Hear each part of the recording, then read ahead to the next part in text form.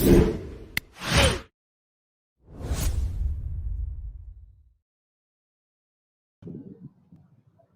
is the 8th time I'm in front of you guys, and I can't explain how grateful I am because of all your company. I mean, you have been through with us since the 7 episodes, and for you, we are hosting the 8th one. And today we have actually a very trending topic, I would say, and we have very special guests with us as always.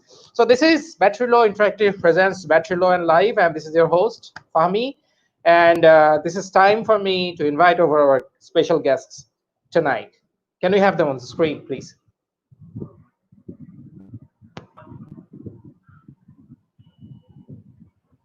All right, so on my right, I have Mr. Samiul Kabir, Bhaiya, and on his left, there is Esengül. So I'll just leave it to you guys to introduce themselves. And I'm sure that all the audience, many of them in the audience who are watching this and who will be watching this know you, but I'm sure they would be loving to hear it from yourself. So Samiul Bhai, you want to start?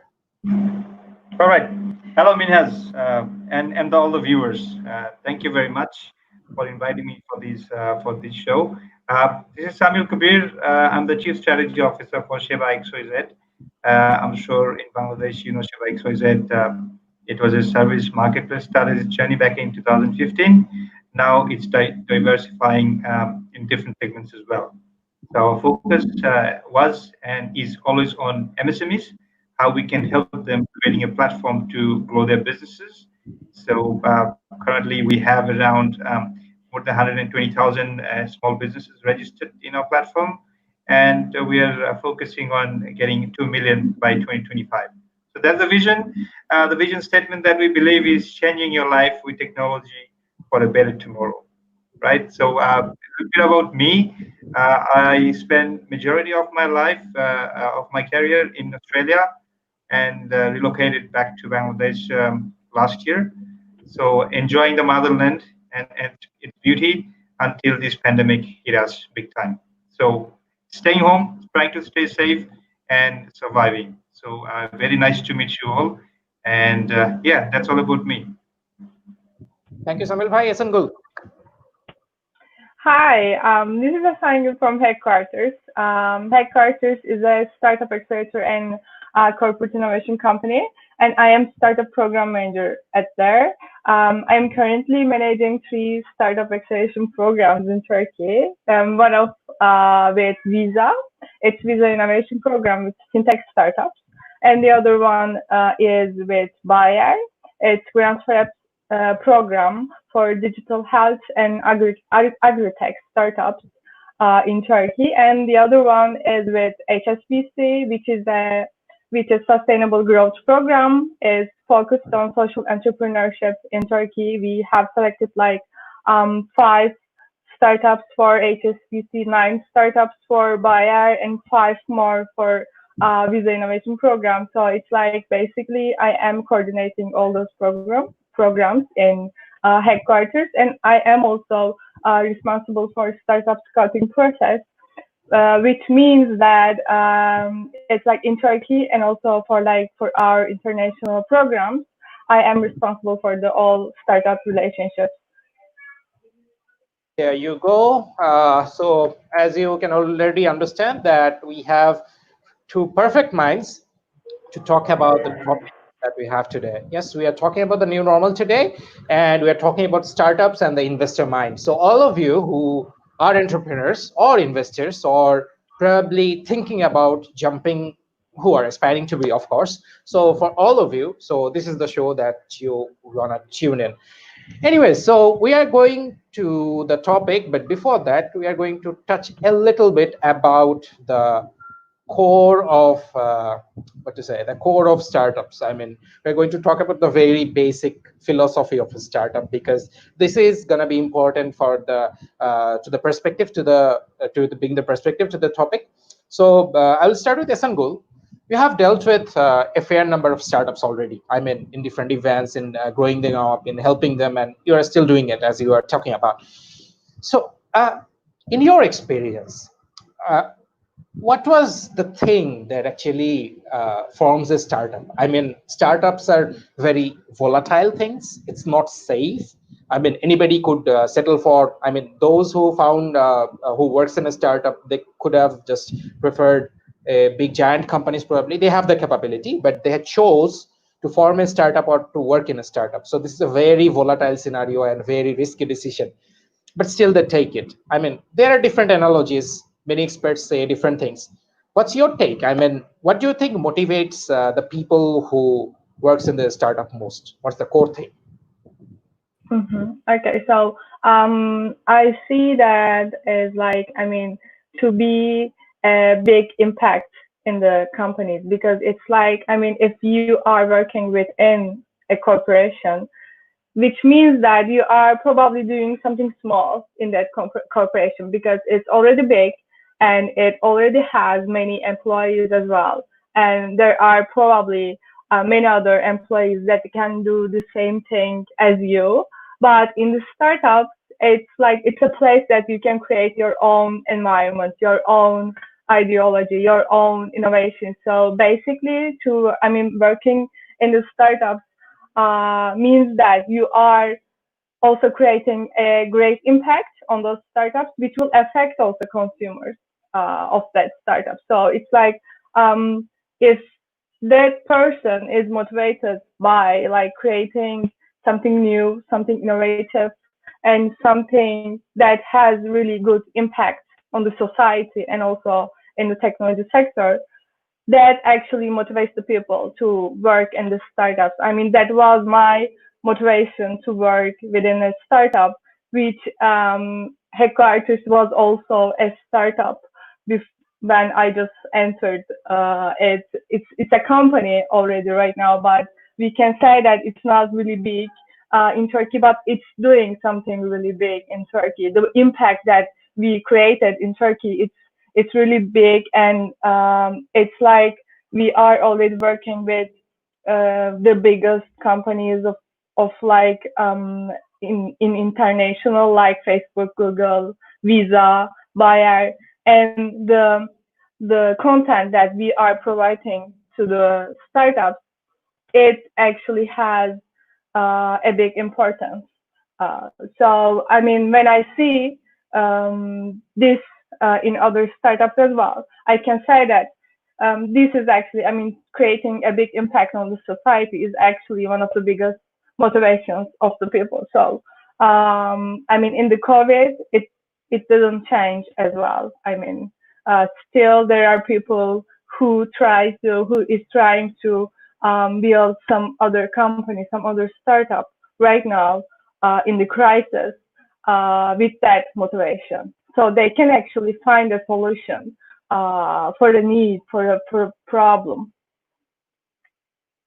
Thank you so much, Esengül. We're going to talk about some of the startups in Turkey later on in the show, of course, so that you have mentioned. So I want to hear the perspective from Samiul Bhai here as well, because he has been the face of arguably the probably.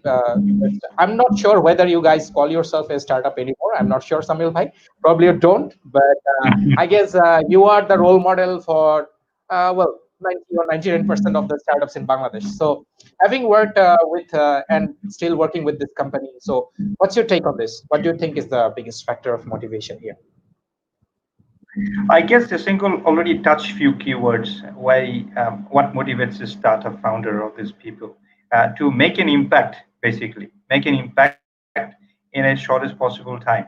Because uh, one thing we need to remember that people who work in startup, who gets involved in startup, they don't really work for money.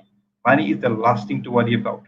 One thing they work with is a dream, a vision everyone comes up with, and having an impact in the society, in the life of the people, how we can change people's life. Because look, the life is very short. I'm here today, I might not be here tomorrow, but if I can create something that will have an impact long term in my absence, then I'll contribute something to the society.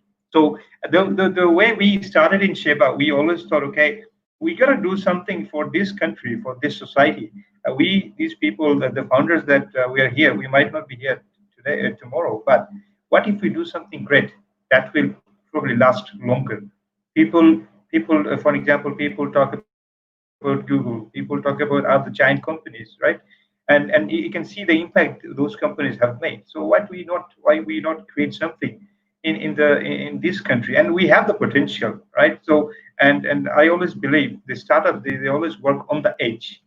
We're always on the edge. We have, like, if you think about the lives of the senior management of a startup, they are having sleepless nights. They always think about, okay, how to survive for the next 12 months, 24 months, what we have to do tomorrow, what we have to do next. We have to look after the people that are working for us, and we have to keep on dreaming that the vision that we have. So the biggest motivation that I see is the dream, the vision that you have to make an impact in your absence, so that people remember that yes, we have done something right.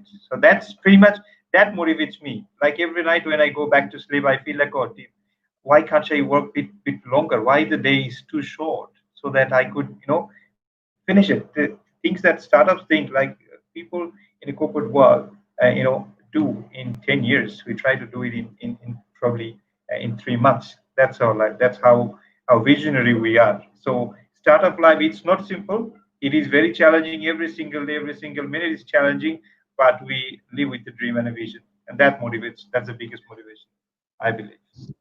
Yeah, I think that's pretty much it. I mean, if you put it like this way, and if you put that filter on while somebody is thinking about, I mean, they're pondering on whether to do it or not, whether to jump in or not. Probably that's a good kind of filter that they can put themselves into, so that probably, I mean, it's not for everyone, of course. I mean, a subtle job is also not for everyone. I mean, everyone is like a unique person, but you need to get your facts straight. You need to accept the fact that it's not easy and it will be challenging. But at the same time, if you can value the impact over money, probably you should have a go at it. Anyways, so let's jump on to the new topic. I mean, the main topic, and we want to talk about the new normal, of course. So we'll talk in details, but to begin the talk, so I'll just ask you to just want you just share what the definition of new normal is for the startup in a very short way. For the startups, what does the new normal mean? What's your perspective on it? Samil bhai, you want to start first? Okay, new normal. I mean, we are facing new normals every day, right? It's like a new normal in our life is getting used to whatever happens at the next minute, and getting used to it is a new normal. For example, when this pandemic started back in March, we were sensing it from the month of February that it is slowly approaching, especially in Bangladesh. We started the lockdown and everything from 24th of March officially, but the impact that is coming in this country, we sensed it in back in February.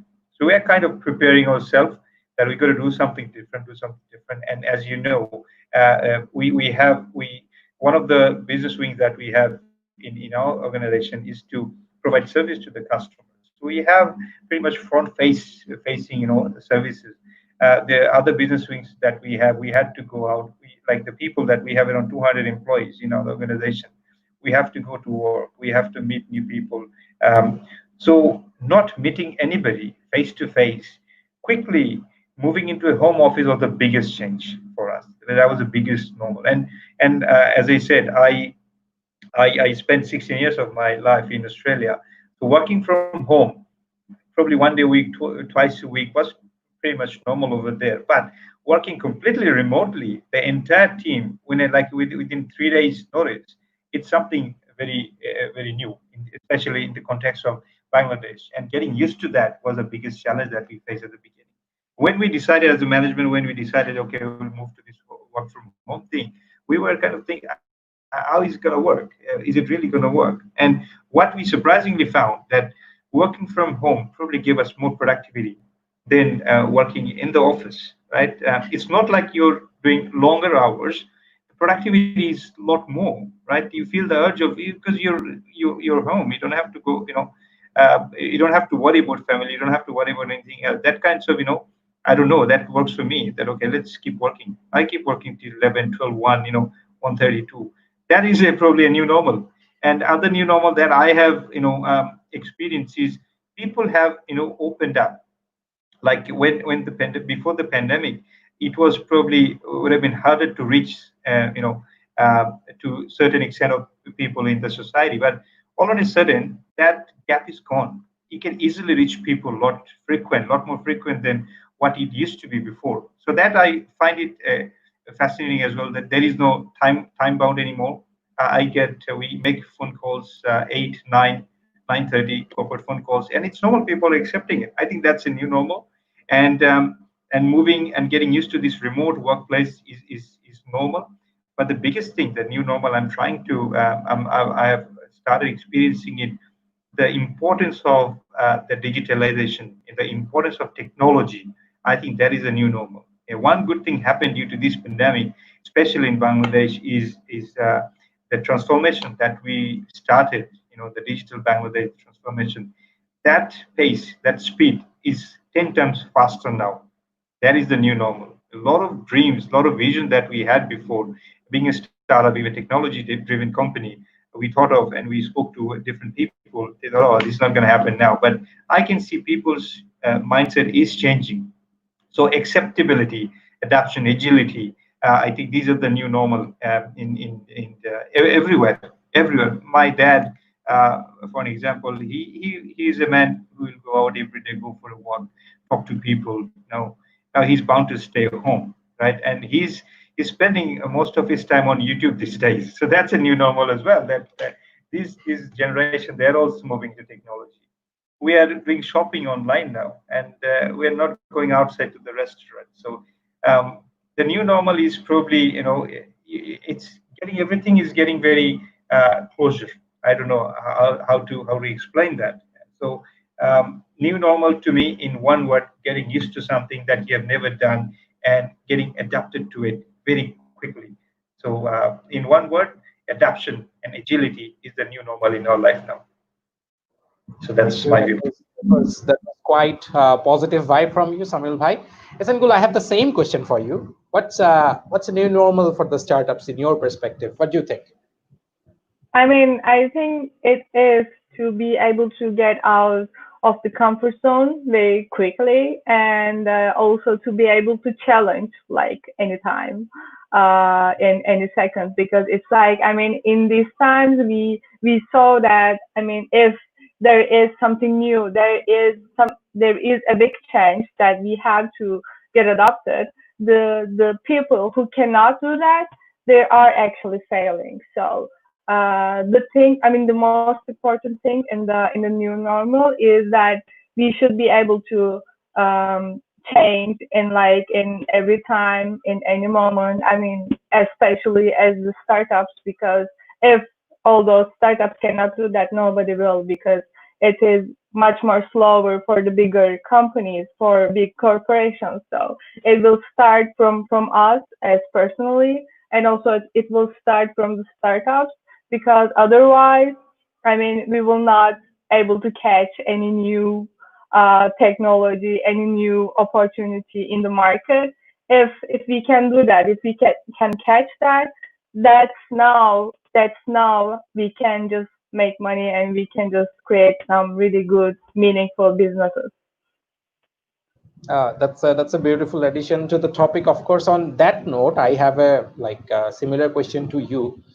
Um, what do you think about regarding the opportunities? I mean, we know that the economy, as expected, it's in the decline, and many of the companies are being shut down, including the big ones and the small ones also. I mean, I saw the founder of Airbnb. I'm not sure whether the founder spoke about it, but the quote was something like that. It took us 12 years to build this business, but now it's struggling in it took only 6 months to like fall apart or something like that.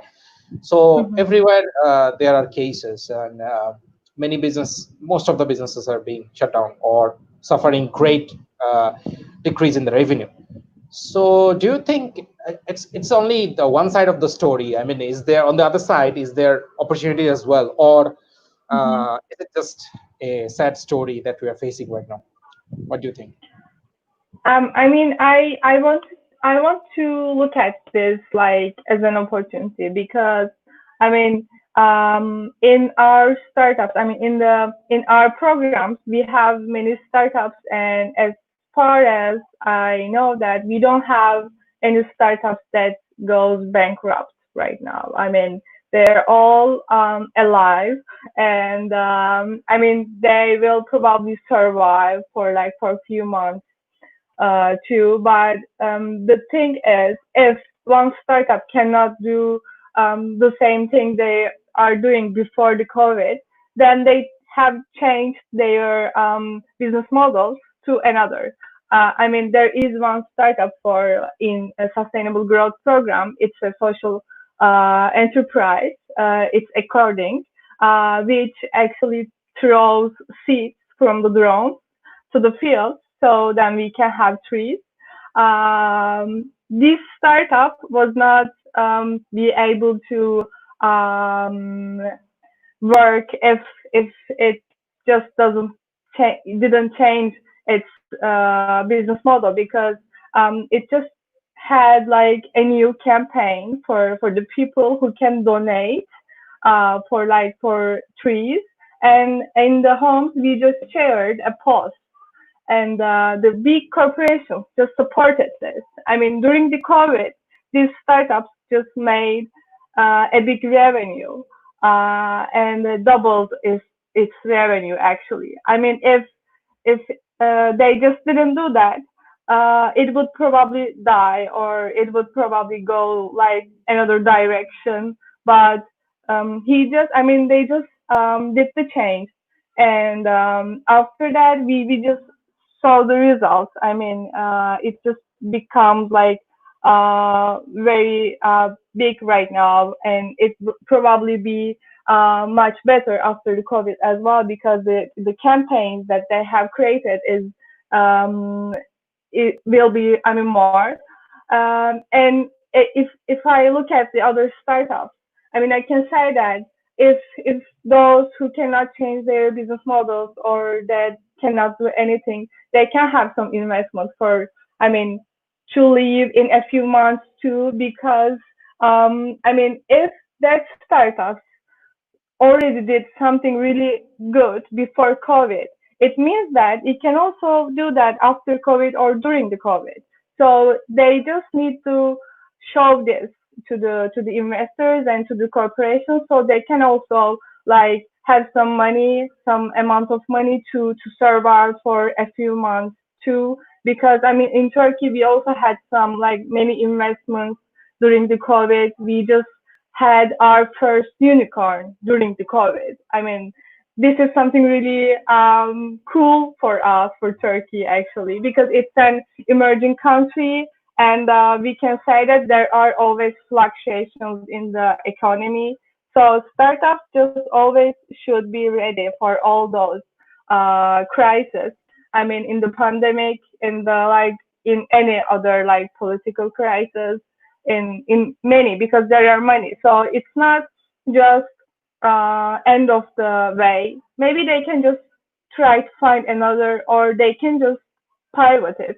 I mean, they can just create another startup from the one they have. So I don't see that as a threat. Actually, I see that as a challenge, that startups have to get adopted quickly, and smart actually. Yeah, thank you. That's a vital point, I think. I mean, as a startup, you should be always ready to pivot. I mean, that's one of the basics. You know that, right? So that's a valid point that you have put up here, that you need to be ready for challenges. And this is, yes, probably the biggest challenge for many of us, but still, it's a challenge at the end of the day. So you should have been, aware that some challenge will come up and you have to address it. So in that sense, it's okay. Samuel bhai, you want to add to this discussion anything? Yeah, sure. As I was saying before, the adaptability to the changes. Look, this COVID-19, what has happened, it is very, very serious. Let's not forget that it is serious. But have I stopped eating? Have I stopped breathing? I haven't. That means life will still go on. The life in a startup is getting used to what the situation is, situation divided. So as Stembo was saying, so you have to tweak your business model. See, if you have a successful startup, if that's I'm repeating it, if you have a successful startup which has worked before, then you have to probably tweak a little bit to get adapted to these new changes. At the same time, you will also see, I'm sure, a lot of startups which didn't do good before, they're also booming now. They're also moving now. So there are different examples, and you have to adapt. You have to come up with new solving skills, right? And one biggest mistake, one of the mistakes that the startups, the people, ordinary people make is startup is always coming up with new ideas. That is wrong. If you're coming up with the new ideas all the time, the startup will never succeed. You have to come up. You have to find the problem first. You have to come up solving a problem, and that will always boom. And that has to be the mindset of a startup. So let's say we're in a crisis. Every crisis comes up with an opportunity. So let's find out the biggest problem that we have in this crisis, and quickly look at your current business model and how we can change your business model to solve a little bit of that problem. Then the success, the startup that you already have, the team that you already have, you've been running for a time. So why can't you just tweak that and make it successful? It's very much possible. And honestly speaking, personally, I see this crisis as a big opportunity, especially for the startup, for the technology companies, and a lot of businesses you will see they're booming. If I give an example, the online grocery business, right? And look at the similar business models in other countries. They're booming. I mean, what happened in Sheba? I can tell you, at the moment we went into lockdown, our business, the whole business was shut down for 2 weeks, complete shutdown. So our income was completely zero. So did we panic? We didn't. What we did, we looked at straight away. We thought of, okay, what is the biggest problem now? The biggest problem is people will not have any income at the moment. They need desperate help. So we gotta do something for them. We have to make them feel that they're not alone. So we started a serious campaign. We tagged along two partners, Daily Star and Chomokal, to renowned newspapers, and we came up with a mission called Mission Save Bangladesh. We launched it. We thought about it on 23rd. We launched it on 23rd night. From the next morning, we started, collecting funds. By 25th, we had 16 lakhs and 16 lakhs BDT, and we started providing food. We started the day on 26th, if I'm not mistaken, 26th of March. We provided food to 700 families, right? So that at that point in time, money was the biggest thing. Our business was not the biggest. The biggest problem on that one of the scare that we have in the society. So we got to do something for the society. We have to create a case study for the society so that other people can come up. And Mission Save Bangladesh, that the platform that we created, we have more than 120 different corporate organizations. They came along and joined us in this platform and created a huge hype in the industry, and a lot of people have started doing that. We started feeding the rickshaw pullers, and then the moment we started that, people looked at it. The other people also joined as well. So you have to look for the problem, and then you have to start solving that. At least do something, make an effort to solve that. So this crisis is definitely an opportunity. I see a huge opportunity that's waiting for us, but you have to don't panic. You can't be panic. So one of the rule of thumb in startup is to have patience and just don't panic for something, and get used to it and come up with something new. Ladies and gentlemen, you're watching Battery Law Interactive Presents Battery Law and Live, and we are at our 8th episode, and we're talking about startups and investor minds in the new normal. And just months ago, you have heard some very basics, very core basics of startups. Of startup founders and who run the startups. So you have to have your patience, and you have to solve the problems. That's the ground zero. Solve the problem. That is the definition of a startup. Solve the problem and create an impact. So guys, if you are panicking out there, so I guess probably a bit reality check on the very basics could help you a lot. Anyways, Samiul Bhai was talking about some of the initiatives, so we are interested in listening to what he has to say about a few of them. So I'll just ask this once about the COVID-19 rescue team that you have introduced from Sheba.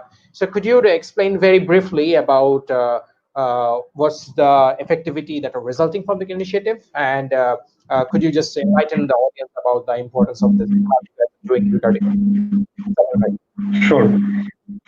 As I said, the moment the government announced that lockdown for 2 weeks, people wouldn't be able to go outside, and there will be no movement on the road as well. So straight away it struck our mind. That means the people that, for example, the service providers who fixes your air conditioning, the plumbers who work for to give you comfort in your home, those people will not be able to work. That means those people will not be able to earn money. And these people are daily earners. So they are, massively impacted. So what can we do? We need to come up with something that can provide them at least the basic food for that 2 weeks. So we launched, as I was saying, called Mission Save Bangladesh, with three objectives. So this platform was for the small businesses, and the campaign, the three core objective was to provide groceries to the families. Number two was provide financial assistance for these people, and number three was doing various community activities like disinfecting common areas, providing masks, providing PPE to the people where needed. So then we thought, okay, we cannot do it alone. So we spoke to two other partners, Dailystar and Shomukal, and Sheba, Shomukal, Dailystar. They combinedly launched this one together. They started reaching out to different corporate organizations. Then we put an appeal in the society, and we started gathering funds from them. People provided funds. Some people provided in-kind support as well. So far, what has been done, we have provided food to more than 12,000 families. If you convert that into number of people that we have touched, it is more than 55,000 individuals we have provided food since 24th of March. We had this festival Eid. We provided Eid gifts to the people. In Ramadan, we provided Ramadan package, the food package for those people. And then we tried to reach out as many cities as possible, but we have to do it within our capacity. So what we did, we reached out to 20 different cities, 20 different districts of the country, and then we disinfected probably around, I can't recall the exact number, but probably around more than 200 different spots in the city of Dhaka and Chittagong, right? And then we started reaching out to some of the partners as well. Then we came up with an initiative with Robi and IPDC to extend retail credit to 25,000 of the retailers. The work is still going. So these three team have got together with Mission Save Bangladesh. So Robi, IPDC, and S manager of Sheba XYZ, they have partnered with Mission Save Bangladesh so that they can come up with a digital solution where the retailers of Robi, to start with, can get some retail financing from IPDC with the help of technology. So hopefully this will help them in the shorter time with a little bit of help to survive when we can successfully launch it. Then then also what we did, we looked at the market demand from the business perspective. There was a lot of requirement to provide groceries to be able to sell online. So we quickly launched a new platform which is called S Market, so that people can purchase their daily essentials using that platform, S Market. So we launched it within probably 2 weeks of time. That was still in the pilot phase, as we were saying before. You have to do really quick. The problem is there. The solution has to be there at the same time. So these were some of the initiatives. And sorry, the other one that I forgot to mention. We have a business wing which is as business, that is providing services to the corporates. So we launched an initiative called Founders Against COVID-19. So we came up with a bunch of solutions that we are ready to provide those services, facilitate those services to the startup, to the organizations, and we are providing some credits as well, so that in this pandemic, in this financial crisis, it will help them, benefit them, and the basic needs like they might need to survive will be provided with this from this platform. So these are some of the initiatives that we have taken over the last 3 months, and we're still testing, experimenting few different things, how we can do it. But yeah, we will keep trying with our new things. And the problem, you might not know what new problem might arise tomorrow, and we might have to come up with something new. So that's pretty much all the initiatives that we have. Thank you so much, Samiul Bhai. So there you go. You have heard a lot about what are the steps being taken from them, and if you are one of the people who can actually benefit from one of their helping hands, you can actually see that there are many. So just go ahead, I think, and avail this. And this is the perfect example for you guys who are in confusion that if you are to pivot or not. I mean, this is a very inspiring example, I'd say. I'll get back to Esengül with a quick question about her work routine, because she has to manage startups. We know that, and so my question to Esengül is, what major shifts have there been in the startup management for you after the COVID? I mean, before the COVID, I'm sure that you had a different work routine and you had a different approach, but right now, how are you managing all those startups, and what have changed so far?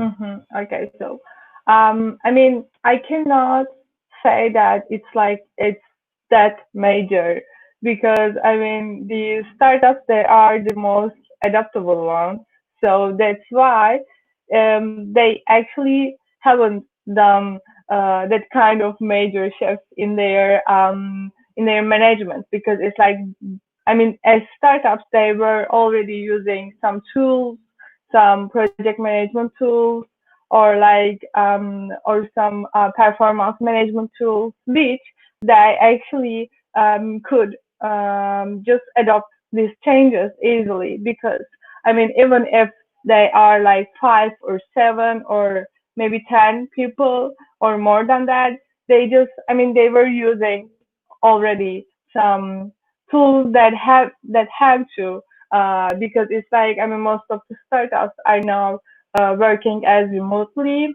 or working as like in other countries as well.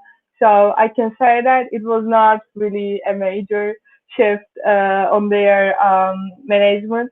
But the thing is, I mean, there is something changed with their consumer relationships because I mean before that they were able to go to the corporations for like for meetings or they were going to the like another cities for like for long meetings. But right now it's not like that. It's like they are just arranging phone calls or like Google Meets, Zoom Meets, so they could actually have some opportunities from all those meetings because it's like it's actually saving their time so they could have like more consumers in the time that they were spending in the roads before. So right now I mean the major shift happened in their consumer relationship. It's not happened in their own performance management or own startup management. But other than that, I mean, this is also something good because we saw that. I mean, one meeting could be an email. So this is actually something good that everyone just realized. I'm so happy with it because I also don't have that much meetings anymore or like that much um, hours to talk about some like little things. So this is actually something good, I think. Yeah, well, I mean, you don't have that hectic traffic jam of Dhaka in Istanbul, but in the office hours, when the office ends and when it begins, I mean, it can get a pretty hectic, I guess, in Istanbul as well. I mean, that's what I have seen it during my short stay there. So yeah, I can relate. We are done with the first portion of the show, but we have a very unique round, I guess. This is the first time we're doing it. So, guys, in this round, what will happen is we'll uh, put up some logos of different companies, startup companies on the screen. And what they have told me is to ask Esengül about Bangladeshi startups. I mean, you have to name them, and Samiul Bhai to name the startups from Istanbul. So it's gonna be tricky. Don't kill me. I mean, that's the script I have been asked to follow. But probably you guys could help out each other a bit. Anyways, so let's have them on the screen. Anytime now, I guess.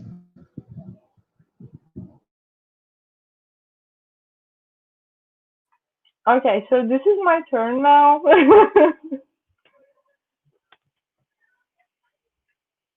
Okay, so I see Battery live right now, but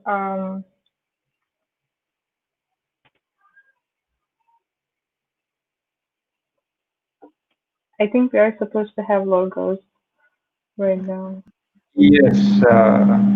Okay. Okay, so on. Oh, so I have to guess what this logo is about, actually, right? What service? I mean, what it is? What it is? Okay, it is probably a wellness startup. Um, it's like I don't know. It's like a community for bicycle players. I don't know, for people who bike. Samiul bhai, you want to help her out? Is it so? You are close. You're close because you Okay. chose one buzzword, one right It's word. for renting. It's for renting bicycles. It's a bike. It's a ride sharing. You're spot on. Good guess. Good guess. You're right. The Patao is it's a ride sharing. It's like a kind of Uber thing, bike sharing app. There you go. Oh, perfect. Good. So Wow, this is she's got something. one. This is a good idea, by the way. Yeah, she's got 1 out of 1. Yeah. Good. Okay. One goes for her. The services, not name. Okay, you can just guess the services. Anyways, next one.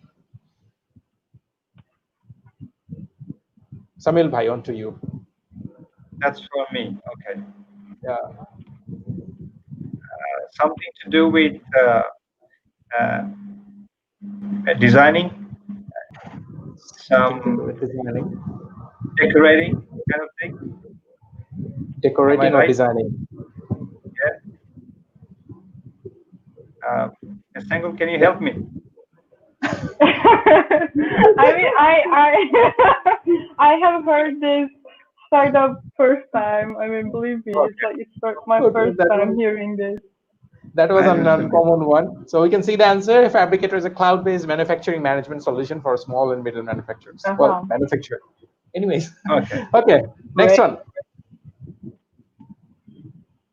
This one is for Esengül. Um, I mean, well, it's like there is nothing that I can say from the logo. I mean, I should probably guess pretty well because Okay, just make a I wild don't guess. think it's I don't think it's related with the logo, but um,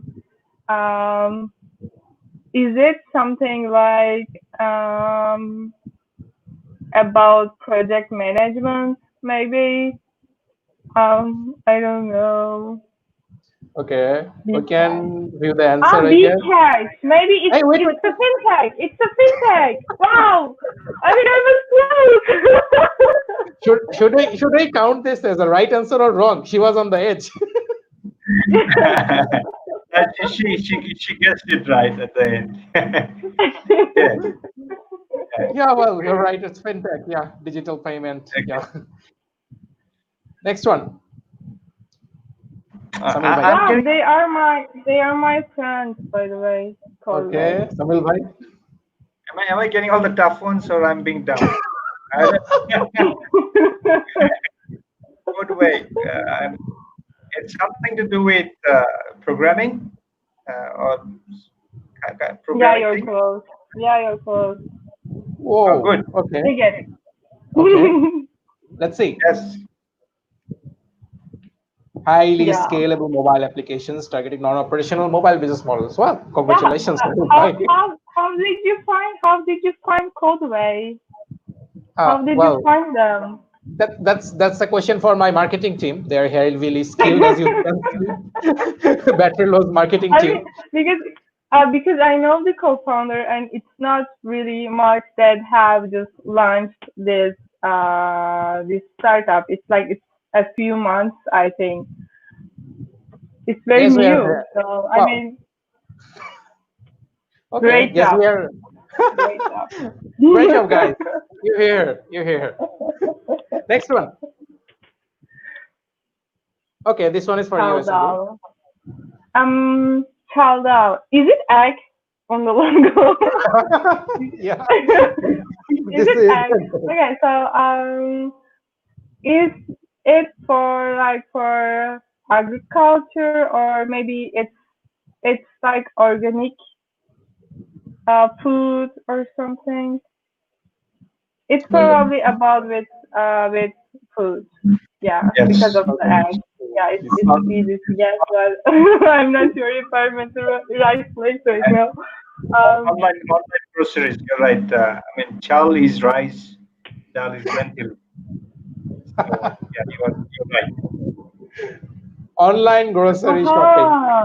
Uh-huh. Okay, Okay. Good that guess. was close. That was close. Okay, next one. Oh, geez. Tough one. Tough one again, This Samiul bhai. this is the, this is not fair. I'm getting all the tough ones. Right. Okay. What it is? What it is? What it is? It is to do with tools. I mean, uh, engineering, something engineering, saving. I don't know. Okay, It's hard to engineering. guess. Um, No, not Cordway. We want to this time see what service is. you guys are wrong. Yeah. You get 2 points for this. Yeah, maybe we Anyways, should give this one to to him. yeah, we have got it, Samiul bhai, as we don't have the right Right. answer here. Okay. Oh, okay. We'll look it So up. I We'll look win. it up in the later portion of the show. Oh, Esengül. Sure. Okay. Yeah. Okay. There you That is go. just not. Yeah, this is so hard. It's a little bit challenging actually. I don't know how to answer. Okay, so I think it's for SME.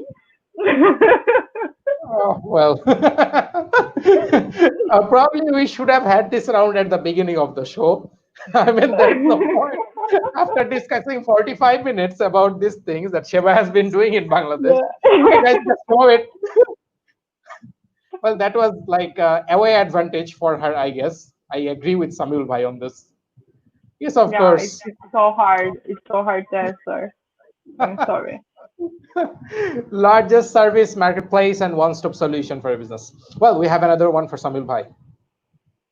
Do they have a what is this thing? The It's logo. something to do with food, the carrot, the agricultural thing. They just Well, had an investment, by the way. they just have an investment. Okay, that's interesting. Let's see, guys. Samil Bhai, right? I mean, I'm not sure it's the same product, but I don't know. Mobile Uh, game and technology. Okay, that was uh, weird. how, Why do they have a how, carrot on their logo? why do you have carrots on a mobile game technology? Okay. Yeah, Probably, if I have to guess, probably but they are but big fans of carrot. Yeah, Esengül? I think the logo changed a little bit. So I'm not sure this is their current logo. Okay. Well, that would make perfect But I, sense. but they just had an investment in Turkey. I mean, just in a few weeks actually. Okay, okay, that's cool. Yeah, good Okay, choices, marketing team. all right. So that was fun, I would say. Okay, that was what I expected, to be honest, and that was fun. Thank you guys for the amazing round. We had fun. Okay, let's come back with the questions. I'm sure that the audience will come up with their questions as well. So we're going to address them, of course. But before that, let's stick to the topics a bit more because we want to discuss about the startups in the new normal, of course. So I'll pick up where we left off with Esengül. So my question to Esengül would be that about the current scenario of the startups that actually were doing really good before the COVID situation, but Mhm, after this COVID situation, they are being impacted like in the negative sense. mhm, So could you mhm. tell us a bit about some of those in Turkey, or probably a simple one example would do enough? That how are they doing? Which startups were doing well before the COVID, but right now they are in a bitter situation? I mean, they are like the ones who get worse for their businesses. I mean, the ones who or are like better? the ones who are suffering right now, but before the COVID, they were doing Okay. great. I mean, I can say that these are the startups in traveling sector mostly, because it's like, I mean, before the COVID, it was like, I mean, the season was like for travelers, and it was like holidays. In I mean, right now, I mean, these startups who are involved in the traveling sector, like collecting miles, like, I mean, we have many startups, like, I mean, Global Miles is for like collecting miles for like for any airlines, and we have Local Zone, which you can just shop from abroad and just have it in your country. But right now, these two startups, they are just trying to hold on with their investments so they can also make some business after COVID as well. But on the other hand, it's like, I mean, we can say that, I mean, traveling will not end that easily. So I know that they are suffering right now, but if they can succeed to spend this time with a cash flow, I think they will be able to like stand up better after the COVID as well. I don't see this as an end, because I mean the businesses that they have created, and they, I mean, boomed before the COVID. I mean, I know that it is affected by the restrictions, by the traveling stuff. I mean, that is happening right now in the world. But I mean, soon it will be like over. I mean, even if takes like maybe a few months too. But I think, I mean, we know that it will be just over. So I mean, for those startups, it is important to hold on with an investment. So many of them are taking this.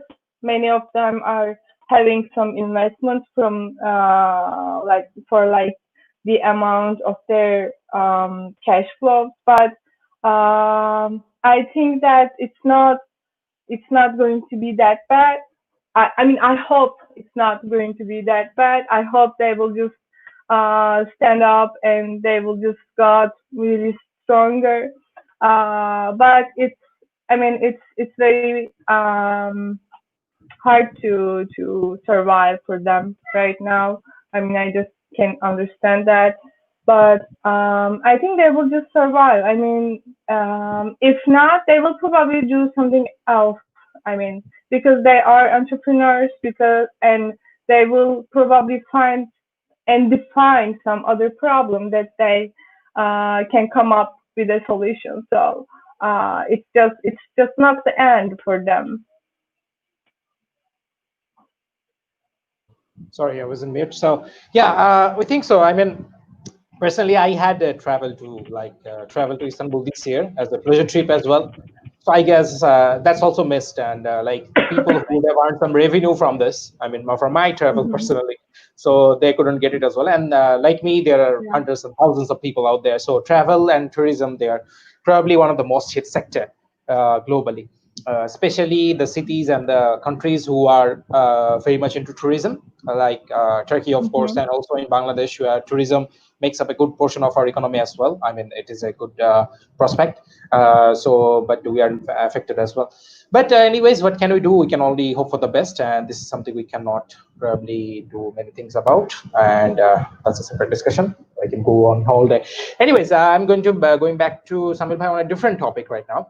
Samil Bhai, so Sheba was one of the first companies in Bangladesh to shift to work from home.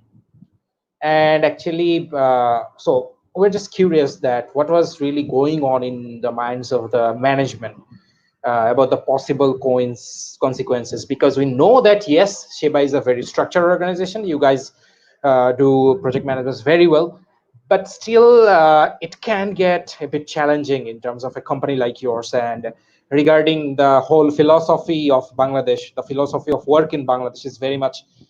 We know that it has been a tough transition for many of us. So, what was going on in your mind, in the management's mind, while you were deciding the fate of the employees that you will go shift to home office, and what was the reality check, and how did it all pan out? Did the outcome match what you expected? Okay. So I'll answer that in two parts.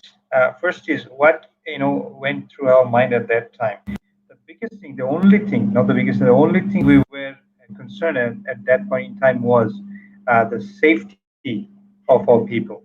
That was the only concern at that point in time. We didn't think about anything else, and whether this is going to work, whether we can have faith on the people. That was beyond our, it was not in our mindset at all. Just safety was the first thing.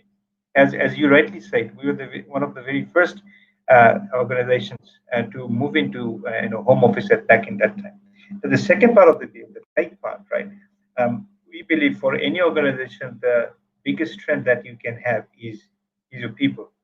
Use the strength of any organization. So we always look for people who have the vision, who have the passion to work for their dream, for their vision, not for money, right? It's once again the rule of thumb in startup is to work for your vision, work for your dreams. So we have a bunch of visionary and dreamers in our organization. They're fantastic people. So we never have to think twice that if we let them work from home, the product would be good or bad. So what it turned out to be, as I said, the productivity has been increased significantly, right? People working from home, the projects that we have launched, we're launching now, if I compare that to the normal time, would have taken longer than what we are delivering these days. Because we are all committed and we have that vision in our mind. So it turned out to be a very positive thing. And when we move to this work from home, we can think about how we're going to do the meetings, right? And look at that, we have hangouts, we have these. I'm doing a talk show with someone in Turkey, and we're doing it at 10 o'clock at night. It's okay. So we got used to that very quickly. We didn't think about how we're going to meet our stakeholders. We are having a lot of senior management meetings with other stakeholders online. It's even better. I can finish one meeting at 10:30, jump to another one at 10:31. If it was face to face, it would have been possible. You have to work on your traffic. You have to take your preparation. You have to pack your bag. So this is saving time as well. So this is turning out to be more efficient now. As a result, as a management, we decided to extend this work from home thing until end of December. We made it flexible for all our employees that if it benefits you working from home, you better do that. There is no there is no rush going back to office. Yeah, I think that's even a fantastic thing. Even for startups, if you at the end of the day you have to get the work done, whether you're working from home or you're working in the office, that doesn't really matter, right? So if I can focus on my results, and that's it, I don't have to worry about anything else. So we didn't have to think twice to extend this work from home facility until end of December. So we declared that way back before Eid, that yes, we'll be extending it until end of December. We'll make it flexible for everybody.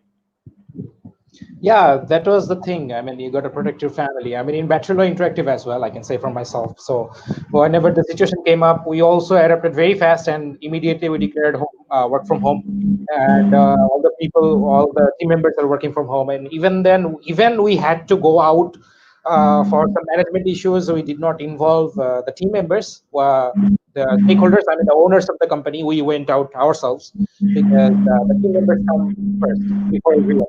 So the safety comes first, the family members, and you have to protect your family. So that was the philosophy that was going on in our mind as well. So yeah, it was pretty straightforward decision, and we didn't have any dilemma. Thank you, Samil Bhai. I'm going to jump into another topic with Esengül right now. So it's about headquarters. So you say that we know that you say that we are the partner for your next generation for corporate innovation. So, could you mind explaining what is actually the term corporate innovation to you?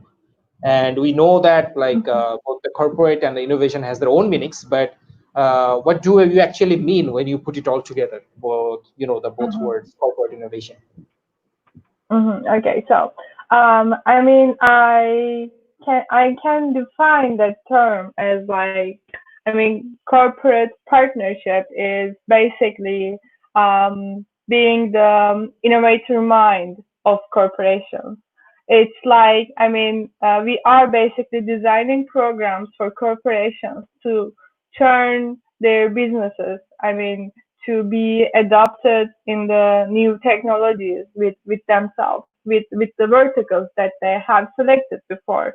I mean, the verticals that they can work together, with the startups that they can work with. I mean, basically, we are corporate partners who can bring them an innovation and who can make them like adopted to new technologies inside. Because I mean, if we just think about the big corporations, the international ones, it is not really easy to change. It is not fast actually to change or to apply new technologies inside. But if they see some opportunity, if they see some applied technology that succeeded, then they can acquire it or they can just work with it. I mean, this is why we are helping startups to, I mean, the ambitious, the promising startups to work with the companies that they can um, they can be like really good together.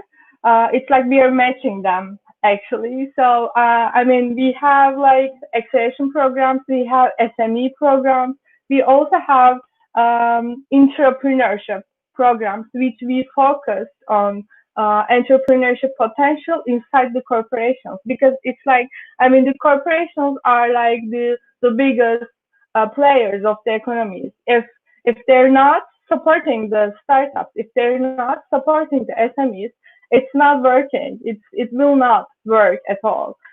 And that's why we want to be partners with the corporations, because we know what startup wants. We know what they need. We know what SMEs will need when digital transforming. So we basically took that insight from the startups and SMEs, and we bring them into the corporations and we make them work together. So that's how startups can have bigger relations, also can have like really good demos, PLC opportunities with the corporations. And we also have like really cool success stories. I mean, after the Visa innovation program, Glocuzon just doubled, actually tripled maybe its valuation. I mean, they had something really powerful together. So that's why I believe it's really important to work with corporations, because if that corporation supporting a startup, which means that it has a brand, a strong brand, that if if that startup goes to another country or another city to sell their product, they have a powerful brand in their back, which means that it will also faster their sales. It will also faster their marketing processes. So this is something really important in every economy, I guess. So that's why we are doing this. We are just matching ambitious, promising startups with companies that are innovative and that are eager to change actually. So just I have like a complementary question with that. So as you are, Bangladesh is also, I mean, in terms of startups, Bangladesh is also booming. So, for example, if any Bangladeshi startup, like any very prospectful startup, they want to get partnered up in your program, is it possible for them, or are you still based on only Middle East? It's like, I mean, we are not, we are now working in Turkey and London. We have a London office now, and our scale is like, it changes actually according to the program. Because if we are organizing a program in the Middle East, we are mostly focusing on Middle East startups or like we are inviting other, other startups from different countries. Right now, the acceleration programs of ours in Turkey, so that's why we have selected startups from Turkey. But we are also planning to have some other international events and programs as well, which we will be announcing if from our social media and from our website. If these startups want to just contact with us, it should be just subscribed from our website and can also add me on LinkedIn. So I am uh, simultaneously posting these opportunities for startups, and I am also scouting for startups. So they will probably know if there is a chance or if there is an opportunity. Because you know that we did takeoff for like 2 years, and we invited many startups. The startup countries is like we had applications from 100 countries already. So it's like it's very much, and I can see that it will be more in the next process as well. So they just should follow all those opportunities, because we will probably have more international events as well. We did it in Bahrain. Before that, we did it in like Germany, in Europe as well. So we will have more, I think. Yeah, I can actually relate to this, and I can certify to this myself, because Bachelor Interactive was also invited in Bahrain in their program, and well, it was a fantastic experience. I attended that myself, and it Yeah. was it was I mean, it was wonderful. even if even if we had many cases like bringing you down to like Bahrain with visa or something, but we just Yeah, didn't you allow. remember that. So you remember that. So well, a bit for the audience here. So there was this occasion that, when Esengül sent me the invite. Well, the first case was that the ministry, they rejected the visa, saying that they cannot allow the Bangladeshi personnel to attend this. Well, but then again, we tried to Yeah, contact through the government, and they probably contacted with the ministry, and Esengül actually held on the other hand, so that we can probably get yeah, considered, and finally we made it, and we are here today. yeah. We made it really. It's Yeah, we like, made it. it is a big complexity, I guess. Because we were also working with Ministry of Bahrain, and they just had like visa for I think all of the startups, but they just couldn't get you one. So if you're not, I think this is something really good, because if you just gave up and you are not following this like opportunity, you would probably can be not there, but you just stuck with it, and you did your best to come there, and we were there. After all, every Bangladeshi citizen were there actually. Yeah, yeah. Well, brings back memories. So I'll go back to the memories after a little while. But before that, we have to address a few questions from the audience who have been attentive so far, and I think we have some questions for them. So probably we can take some quick questions and some quick answers, probably. Mhm. My teachers and faculties always say that, well, probably she's a student, say that before encountering my journey to become an entrepreneur, I need prior experience by working in the corporate world. How true is that? And what is an ideal time to get started with a startup? Who wants to address this? Wow.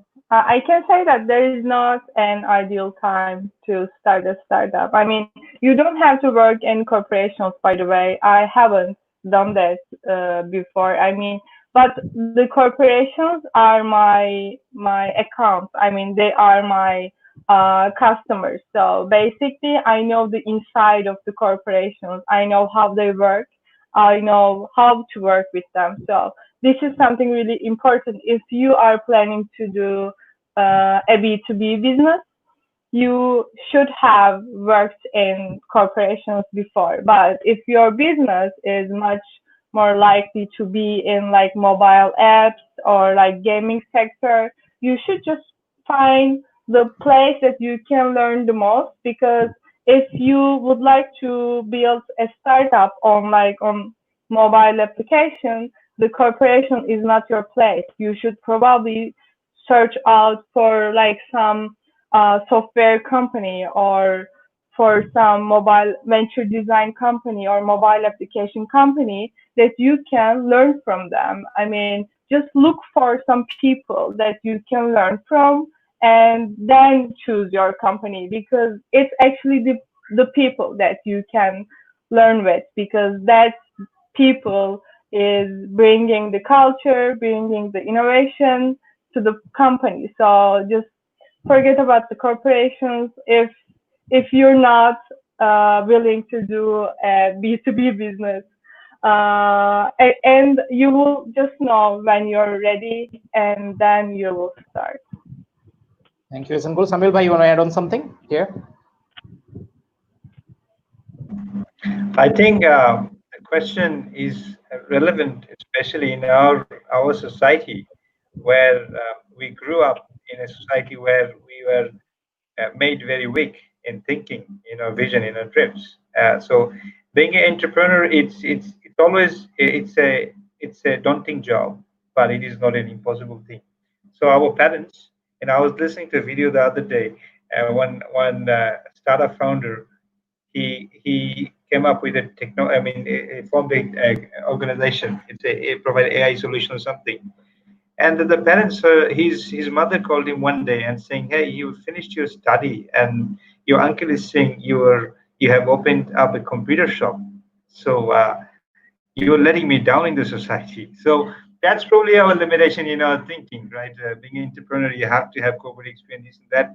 So there is no timing for that. You don't have to worry about whether you have to have experience or whatnot. But it is important that you know some basics. You just don't jump into become an entrepreneur if you don't know what you're going to do. So you have to have the right skill, you have to have the right mindset, and you have to have patience as well, right? And then don't just jump into that. You have some great idea, let's become an entrepreneur. No, learn it. The most important thing is you have to have some mentors. It's always good to talk to someone, to have a mentor to guide you towards some basic things. So you don't really need an experience in a corporate organization, in a corporate world, but you need to learn some basics before becoming an entrepreneur. And you can more likely become an entrepreneur when you're a student. You don't have to have finish your study.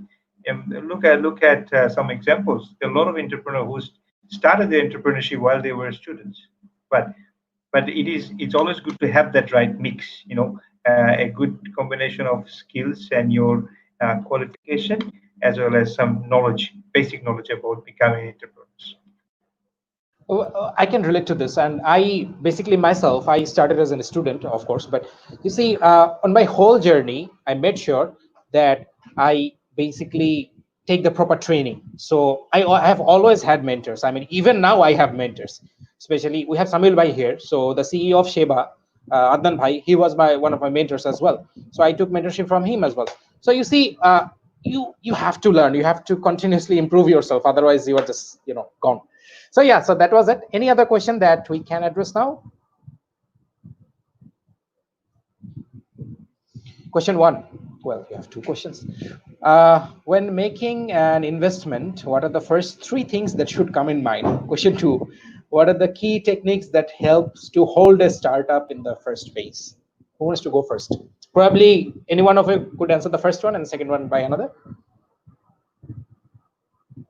I can answer the first one actually, because it's like I am much more close to the investment side. I mean, the first thing that investors are looking for is team, actually, if there is a strong team or not. Because, I mean, the team actually is making the job. And if there's not a strong team behind the solution, behind the product, I mean, it's like, it's not really good to invest in it. And the second one is business model. If that business model is actually good, if that business model is working, I mean, I can say that it's actually product market fit. I mean, if the product is basically meeting with the market, is basically meeting with the consumer needs, then they know that they have good business model, and this startup is actually going to have really great profit from that. And the third one is scalability. If that product or if that startup can go like any bigger or like can go scalable. So if all those three are like are okay, it's also okay to invest for that startup. So there you go. First one was the team, and the second one was business model, and third one is also very important. That is the scalability. You have to scale badly. Anyways, so question 2 to Samiul Bhai. What are the main key techniques that helps to hold a startup in the first place? Okay. Okay. As I said in the beginning, being a startup is working on the edge all the time. So you have to have a lot of patience, and you have to have the belief that what you're doing is right. And if you, from day one, if you start counting money, that okay, I'm going to make this much money from this, what I'm doing, then you're in the wrong path. So the very first thing, being the very first phase would be to make your product market fit. So understand your audience, know them very well, know what they are looking for, what problem you're solving, and make the product market fit. Because you have to go through a lot of iteration, right? So while doing that, I will connect that to what Esengül was saying. You have to have the right team set up for the first phase. Because when you move to the second phase, you need the very right group of people, bunch of people that will help you taking it further. So having patience, having the belief that what you're doing is right, and make the product market fit is the very first technique, very first phase of a startup. Thank you so much, Samiul Bhai. So we'll move into the next round actually before taking any other questions. I have just a couple of more questions to you before we go to the ending round, of course. So my first question would be to Samiul Bhai, very sharp, like a very short question, and let's talk about the training program that you have in Sheba. So we know that you have been arranging different training sessions for them virtually. So I was just wondering that it is for, of course, it is for their improvement and their development. So what are the same before the COVID situation? And could you draw a transition between that period and right now, whatever there's going on in regards to employee training? Okay, because you will find a trend like in this pandemic, a lot of people are thinking about cost cutting, and they're getting rid of people and all those ones. So what we thought, that's probably not the right approach. If you have a right bunch of people, because things are a bit slower than normal, so this is probably a good time to invest on the people that you have. And as a result, we decided, okay, why not we take this opportunity and start training these people and make them prepared? Because this COVID thing will not last forever. Today or tomorrow, this is gonna finish for sure.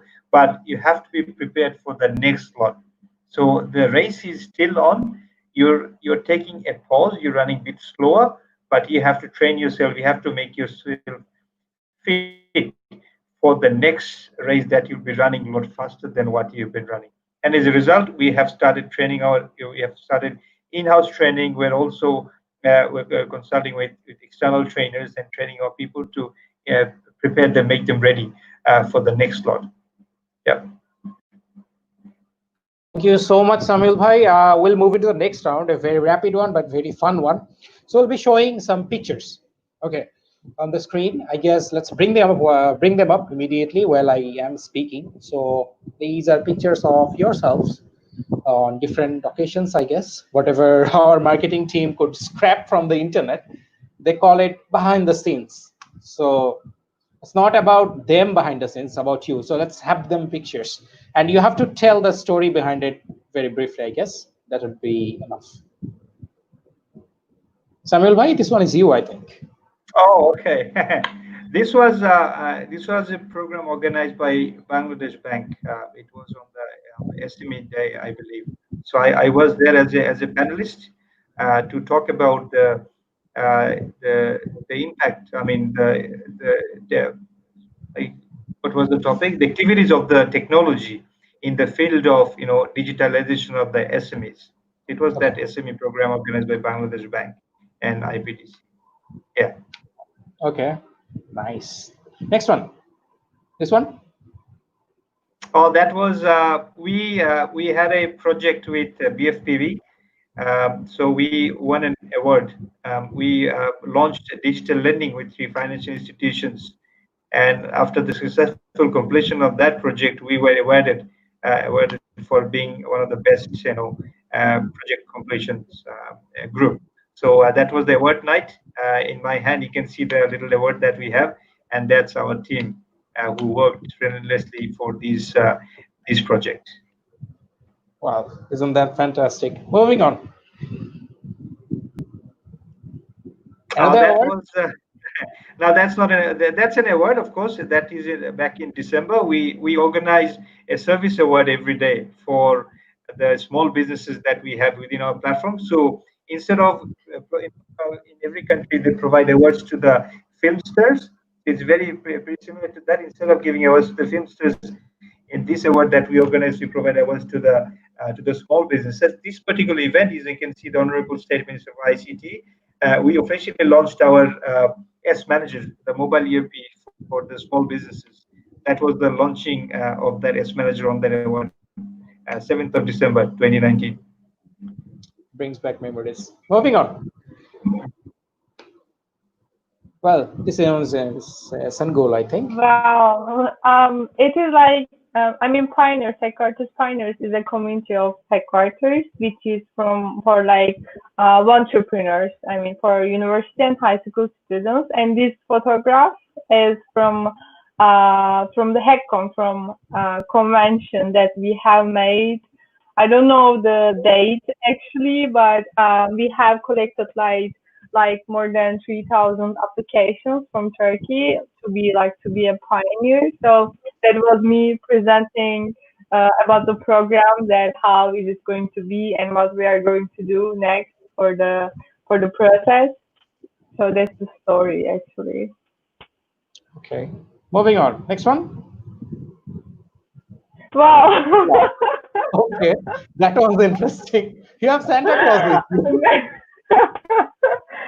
I was like, I don't know, 8 or 7 when this photo is like taken.